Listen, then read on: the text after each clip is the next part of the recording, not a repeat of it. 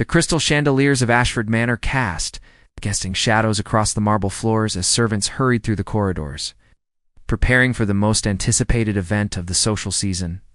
Tonight would mark the annual Ashford Foundation Charity Gala, where the elite of New York gathered to display their wealth and influence under the guise of philanthropy.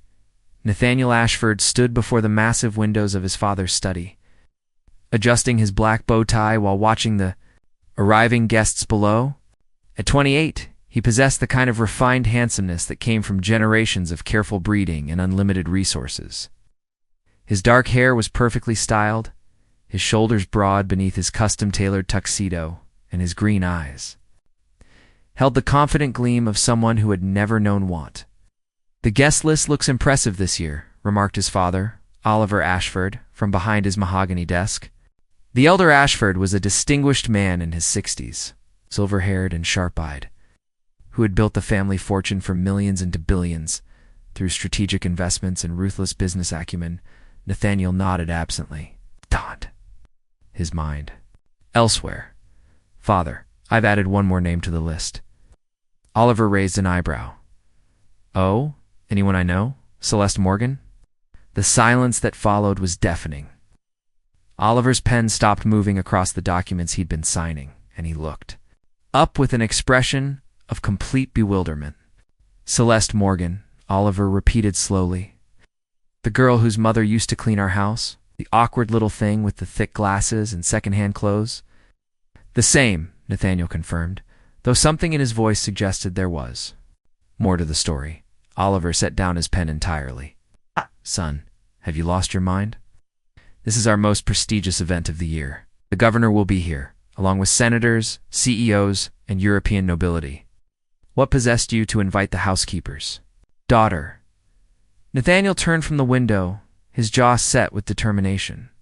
"She's not a housekeeper's daughter anymore, Father. Celeste has been in Paris for the past 5 years, studying at the Sorbonne. She's become quite accomplished." "Accomplished or not," Oliver said firmly, "she doesn't belong in our world. Other guests will be scandalized." "Let them be scandalized," Nathaniel replied coolly. "I've already sent the invitation." 3 floors below, in the opulent ballroom where 500 guests mingled beneath priceless artwork and towering floral arrangements, the conversation had already turned to Nathaniel's mysterious +1. Bianca Winters, resplendent in a scarlet Valentino gown that hugged her model-thin figure, held court near the champagne fountain. Her platinum blonde hair fell in perfect waves over her shoulders, and her blue eyes sparkled with malicious delight as she shared the gossip with her circle of equally privileged friends. "I simply cannot believe it," she purred, her voice carrying just far enough to ensure maximum distribution of the scandal. "Nathaniel has invited that dreadful little mouse who used to follow him around like a lost puppy." "You mean the girl whose mother worked here?"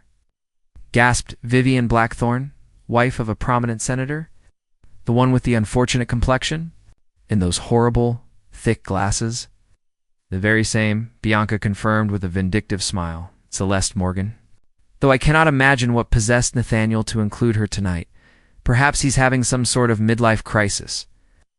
The group erupted in carefully modulated laughter, the kind that spoke volumes about their breeding while simultaneously revealing their cruel nature. "I remember her," added Helena Pemberton, adjusting her emerald necklace. "She used to sit in the corner during those summer parties, reading books while the rest of us danced. Quite the little wallflower." "More like a weed," Bianca corrected, sharply, always lurking about, hoping Nathaniel would notice her pathetic little crush, as if someone like him would ever lower himself to her level. Meanwhile, at the opposite end of the ballroom, Nathaniel accepted congratulations and made small talk with various dignitaries, though his attention kept drifting toward the entrance. Several of his male friends had gathered around him there, curiosity about his unexpected guest invitation becoming increasingly apparent. "So Nate," drawled James Cartwright, heir to a shipping fortune, "we hear you've invited an interesting guest tonight." "Interesting is one word for it," laughed Preston. Whitmore, whose family owned half of Manhattan's most exclusive real estate, though I would have chosen different terminology. Nathaniel's expression grew cold. "Careful, Preston. You're speaking about my guest." "Come now," James continued, oblivious to the warning in Nathaniel's tone. We're all friends here. Surely. You can tell us what prompted you to invite little Celeste Morgan. Please tell me this isn't some misguided attempt at charity work. Ow.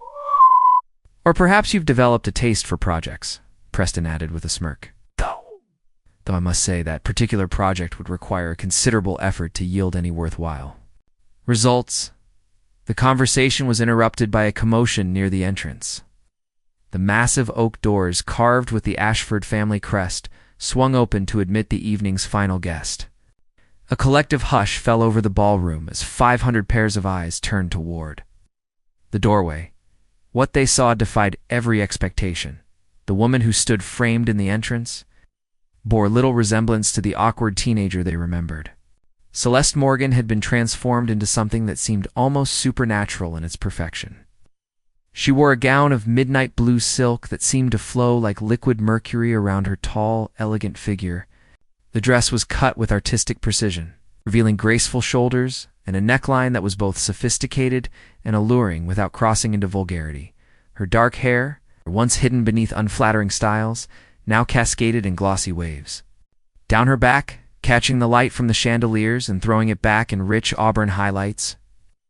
Her skin, once pale and blemished, now glowed with the kind of luminous beauty that spoke of excellent health and careful cultivation. The thick glasses that had once dominated her face were gone, revealing eyes of startling violet blue that seemed to hold depths of mystery and intelligence. But it was more than her. Physical transformation that left the assembled crowd speechless. Celeste moved with the fluid grace of someone completely comfortable in her own skin. Her chin held high, her smile serene and confident.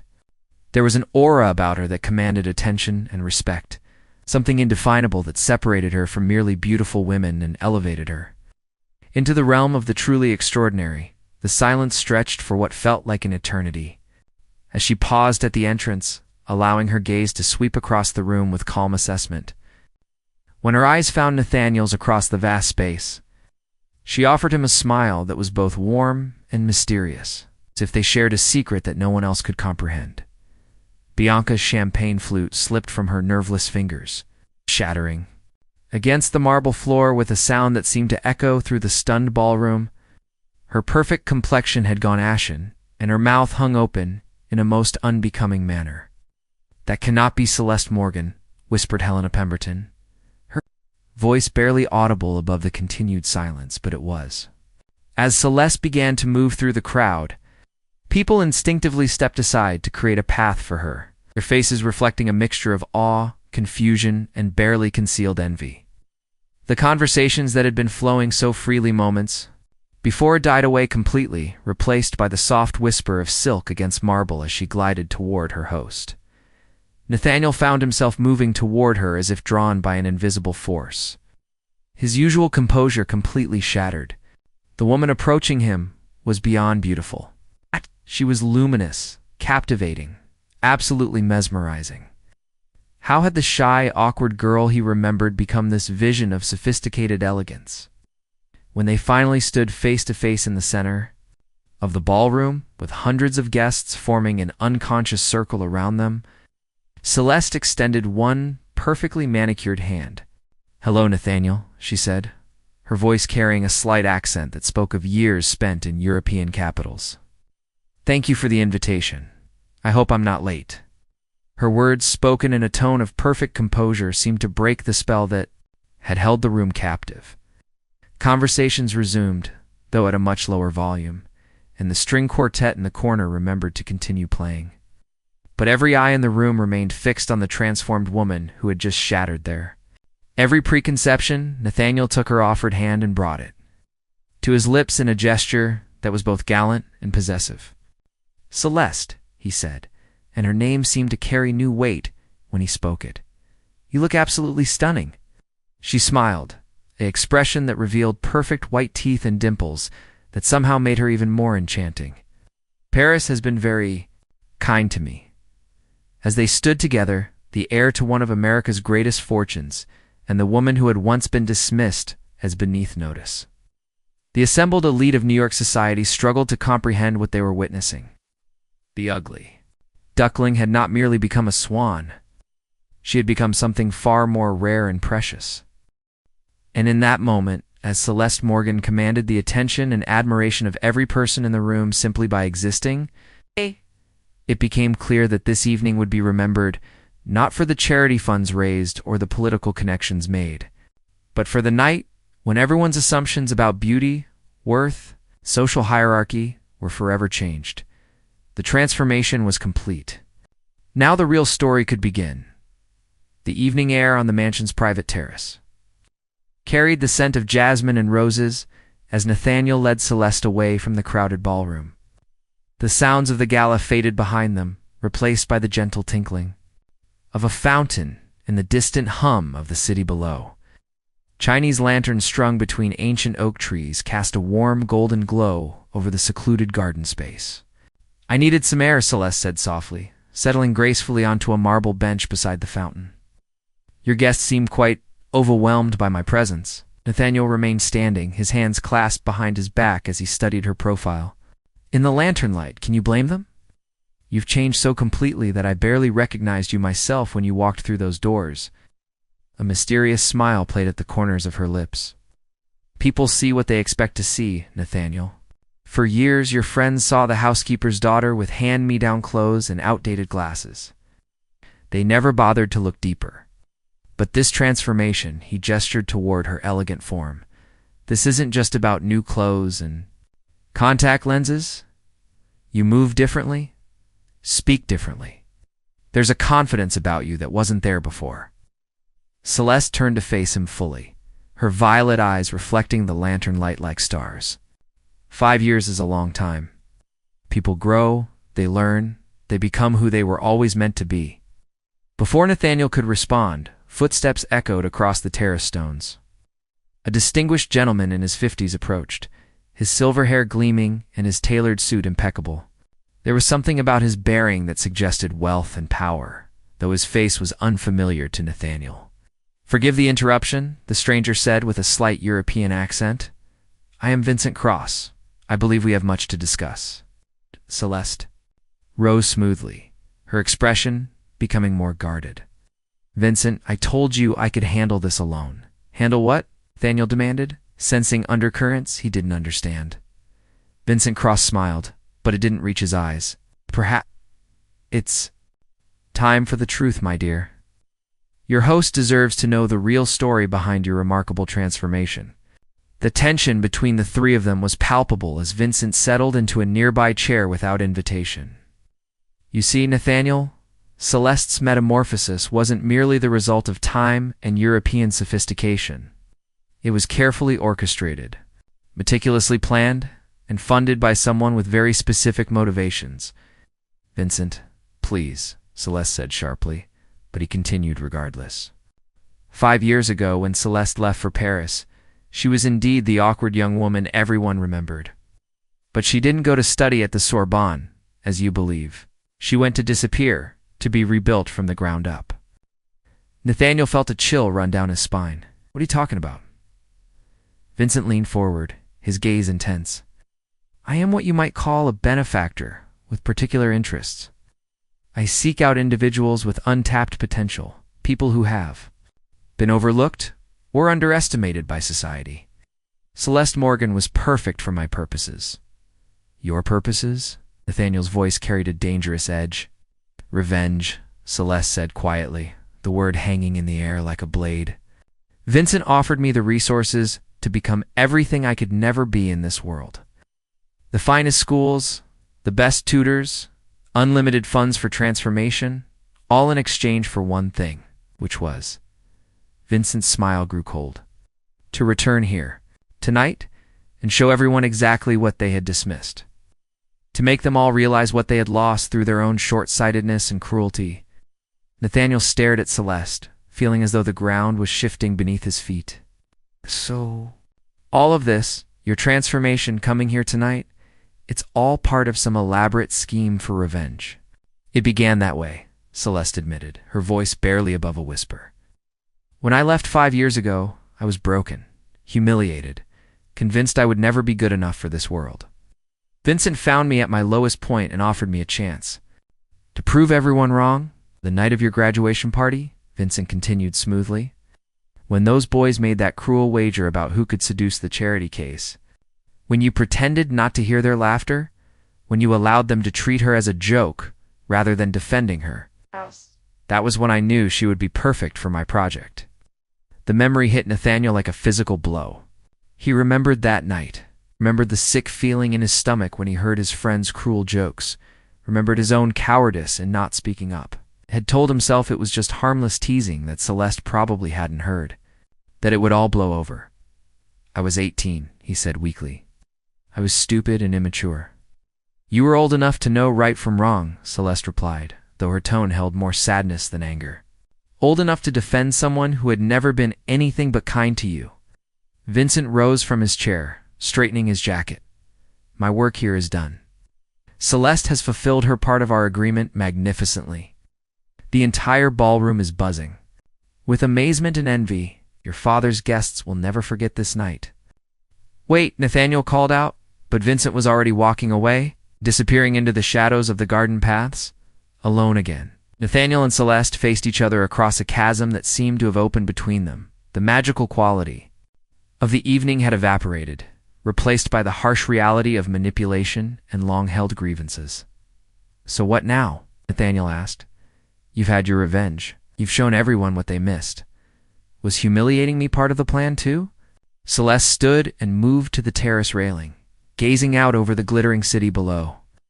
The plan was never about humiliating you specifically, Nathaniel. It was about proving that I was more than what people assumed. But somewhere along the way, things became more complicated. Complicated how? She turned back to him, and in the lantern light he could see tears glistening in her violet eyes. Because despite everything, despite the hurt and the years of anger, I never stopped caring about you.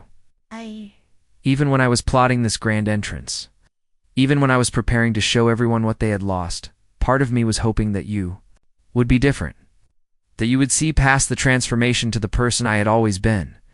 The words hung between them, heavy with years of unspoken feelings and missed opportunities. Nathaniel moved closer, drawn by the vulnerability in her voice. I did see you, he said softly. Even back then, I saw you. You were the smartest person in any room, the kindest, the most genuine.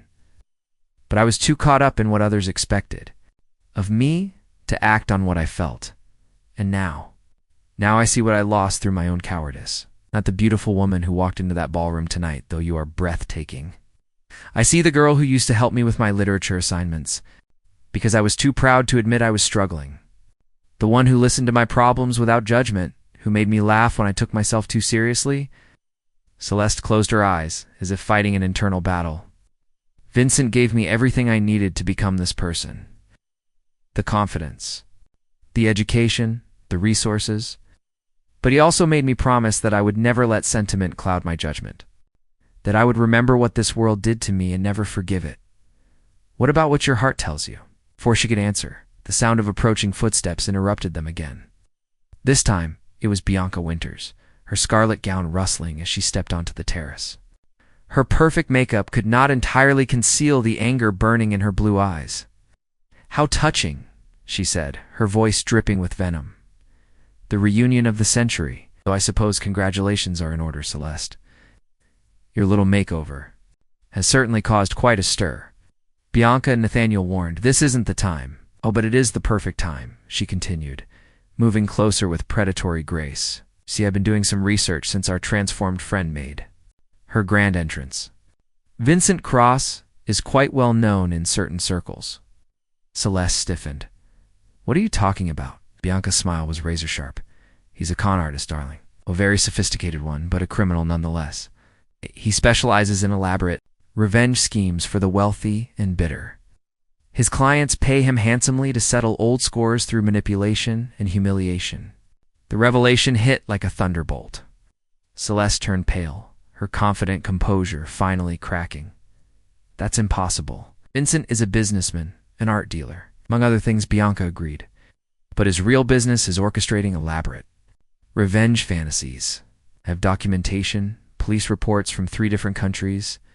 Your mysterious benefactor has left a trail of destroyed lives and broken hearts across 2 continents. Nathaniel felt a surge of protective anger. Even if that's true, It doesn't change what Celeste has accomplished. Look at her, Bianca. Oh. Isn't the work of some con artist? This is a brilliant woman who has made something extraordinary of herself. Has she? Bianca pulled out her phone, scrolling through what appeared to be financial records. According to these documents, every penny of Celeste's transformation has been funded through fraudulent investments and stolen artwork. The apartments in Paris, the tutors, the wardrobe, even the university fees, all paid for with dirty money. The color drained from Celeste's face completely. She sank back onto the marble bench, her hands trembling. No, that can't be right. Vincent said the money came from his legitimate business ventures. I'm afraid your Prince Charming has been lying to you, sweetheart, Bianca said with false sympathy. You've been the unwitting accomplice in multiple international crimes. The FBI has been tracking Vincent Cross for years, as if summoned by... Their conversation, the distant sound of sirens, began to wail in the night air. Growing steadily closer to the mansion, the sirens grew louder as federal agents surrounded Ashford Manor, their black vehicles streaming through the estate's ornate gates. Inside the ballroom, the charity gala continued in blissful ignorance while on the terrace. 3 lives hung in the balance of revelations that threatened to destroy everything. Celeste sat frozen on the marble bench, her face a mask of devastation as the implications of Bianca's words sank in. Everything she had believed about her transformation, every moment of pride in her accomplishments, had been built on a foundation of lies and stolen money. The authorities will be here within minutes, Bianca continued with barely concealed satisfaction. Vincent Cross's entire operation is being shut down tonight. They've been tracking him for months, waiting for the right moment to strike. Nathaniel moved protectively closer to Celeste, his mind racing. If what you're saying is true, then Celeste is as much a victim as anyone else. She had no knowledge of where the funding came from. Ignorance isn't always a defense in the eyes of the law, Bianca replied coldly. She'll still be questioned, investigated, possibly charged as an accessory. The sound of footsteps running across the terrace announced the arrival of Oliver Ashford. His distinguished face creased with worry and confusion. Behind him came several men in dark suits with FBI badges gleaming on their jackets. Nathaniel Oliver called out breathlessly, "There are federal agents everywhere. They're looking for someone named Vincent Cross and asking questions about our guest list." Agent Torres, a stern-faced woman in her 40s, stepped forward. "Ms. Morgan, we need you to come with us for questioning regarding your association with Vincent Cross and his organization." Celeste rose slowly, her dignity intact despite the chaos swirling around her. "I understand. I'll cooperate fully with your investigation." "Wait," Nathaniel said firmly, stepping between Celeste and the agents. "I want to know exactly what she's being accused of before anyone goes anywhere." Agent Torres consulted her tablet. Vincent Cross has been operating an elaborate fraud scheme for the past decade. He identifies vulnerable individuals with grievances against wealthy families or institutions, then uses stolen funds to transform them into weapons of revenge. Ms. Morgan appears to be his latest and most successful project, but she didn't know, Nathaniel insisted. "Look at her. Does she seem like a criminal mastermind to you?" "What she knew or didn't know will be determined through proper investigation," Agent Torres replied. "Ms. Morgan, please come with us." As the agents moved to escort Celeste away, Nathaniel made a decision that would change everything. "If you're taking her, you're taking me too. I won't let her face this alone." "Nathaniel, no," Celeste said, softly finding her voice at last. "You don't understand. Even if I didn't know about the stolen money, I still came here tonight with revenge in my heart. I wanted to make everyone who had ever dismissed me feel small and foolish. That intention was real, regardless of Vincent's true motives." "So what?" Nathaniel replied fiercely. "After the way this world treated you, after the way I failed to defend you, you had every right to want revenge. But look what you actually did here tonight. You didn't humiliate anyone or cause a scene. You simply existed as your best self. And let that speak for itself." Oliver Ashford watched the exchange with growing understanding. "Agent Torres, surely there's a way to handle this investigation without treating Ms. Morgan like a criminal. The Ashford Foundation would be happy to cooperate fully and provide any resources necessary to recover the stolen funds. As they spoke, another commotion erupted from the garden paths. Vincent Cross emerged from the shadows with his hands raised, flanked by additional FBI agents. His distinguished appearance was unchanged, but his expression had transformed from urbane sophistication to cold calculation. "Ah, my dear Celeste," he called out as the agents led him toward them. "Hope you've enjoyed your moment in the spotlight. It's cost considerably more than you'll ever be able to repay." "Why, Celeste?" asked, her voice breaking. "Why did you lie to me about everything?" Vincent's smile was purely predatory now, because broken people are so much easier to manipulate. You wanted revenge against this world so desperately that you never questioned where the resources came from. You were the perfect tool for my purposes. "What purposes?" Agent Torres demanded. "The Ashford family has been on my target list for years," Vincent explained with disturbing calm. "Their art collection alone is worth hundreds of millions. Having an insider at their most exclusive social event would have provided access to security codes, safe combinations, guest schedules. Celeste was meant to be my key to the greatest theft of my career." The revelation hit everyone like a physical blow. Celeste staggered backward, her hand pressed to her mouth in horror. "You were going to use me to rob them? You're going to use yourself, my dear. The final phase of your revenge was supposed to involve seducing young Nathaniel here, gaining access to the family's private quarters, and downloading the security protocols from his father's computer. I had such beautiful plans for how we would strip this family of everything they held dear. But I never did any of that," Celeste whispered. "I never even tried." Vincent's expression turned ugly. "No, you didn't, because despite all my careful conditioning, you still harbored romantic feelings for the boy who betrayed you. The sentiment made you weak, useless for my purposes." Nathaniel stepped forward, his fists clenched. "You manipulated a vulnerable young woman and filled her life with lies. You're the one who's weak, hiding behind elaborate schemes instead of facing the world honestly." "Honestly?" Vincent laughed bitterly. "This world doesn't reward honesty. It rewards beauty, wealth, and social connections. It's things that people like." "Celeste and I were never born with—" "That's where you're wrong," a new voice interrupted. Ruby Chen, an elegant Asian woman in her 50s, approached the group with quiet confidence. She wore a simple black dress that spoke of understated wealth and carried herself with the bearing of someone accustomed to being taken seriously. "Ruby," Celeste said in amazement, "what are you doing here?" Agent Torres checked her notes. "You are Ruby Chen, professor of art history at the Sorbonne and director of the International Student Mentorship Program. I'm the person who actually funded Ms. Morgan's education and transformation." The silence that followed was deafening. Vincent's face went white, while Celeste looked as though she might collapse from shock. "I don't understand," Celeste managed to say. Ruby smiled warmly. 5 years ago, Vincent Cross approached our program, claiming to represent a wealthy benefactor who wanted to sponsor promising students from disadvantaged backgrounds. He provided references, documentation, everything appeared legitimate. We had no idea he was using stolen money to fund the scholarship." She turned to Vincent with contempt. "What you didn't know is that when your funding proved to be fraudulent, I took over Celeste's sponsorship personally. Every dollar spent on her education, her transformation, her opportunities, came from my own resources." "But why?" Nathaniel asked. "Because she earned it," Ruby replied simply.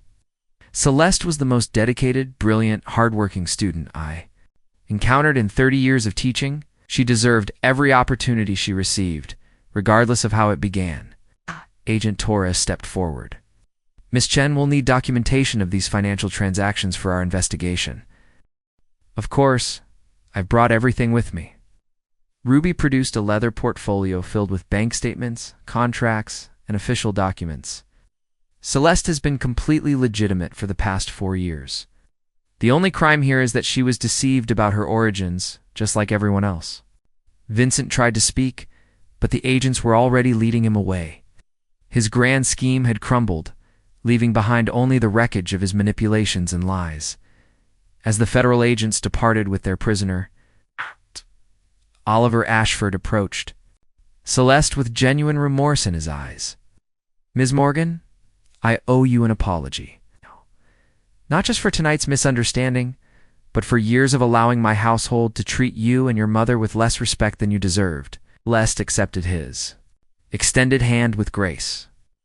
Thank you, Mr. Ashford. That means more than you know. I'd like to make amends, if you'll allow it. The Ashford Foundation is always looking for brilliant young minds to join our educational initiatives. Would you consider staying in New York and working with us? Before Celeste could answer, Nathaniel took her other hand. Before you make any decisions about your future, there's something I need to say. The terrace had grown quiet around them, with only the gentle sound of the fountain and distant music from the ballroom. Ruby smiled knowingly and stepped back to give them privacy. Celeste and Nathaniel began, his voice thick with emotion. Was 18 when I failed to defend you, but I'm 28 now. Old enough to know that some mistakes can't be undone, only learned from. I can't change the past, but I can promise you a future where you're valued, respected, and loved for exactly who you are. Tears sparkled in her violet eyes. Nathaniel, there's so much we don't know about each other now. 5 years is a long time. Then let's take the time to learn, he replied. Not because of guilt or revenge or any manipulation, but because what I felt when I saw you tonight wasn't just amazement at your transformation. It was recognition. Despite everything that's changed, you're still the person who made me want to be better than I was. Celeste looked around the terrace at the mansion where she had once felt so small and insignificant. At the city lights twinkling beyond the gardens, everything had changed. Yet somehow, she was exactly where she belonged. Was wrong about one thing, she said softly. This world doesn't just reward beauty and wealth. It also rewards courage, kindness, and the strength to become who you're meant to be. She turned back to Nathaniel, her smile radiant in the lantern light. I'd like to stay, not for revenge, not to prove anything to anyone, but because home is where you're truly seen and valued. As Nathaniel drew her into his arms, the sounds of the gala continued in the ballroom beyond. But here on the terrace, surrounded by jasmine and starlight, two people who had found their way back to each other despite lies, manipulation, and years of separation, began writing a new story together. The transformation was complete. But this time it had nothing to do with appearances or revenge. It was the transformation of two hearts that had always belonged together, finally brave enough to claim their happiness. The end.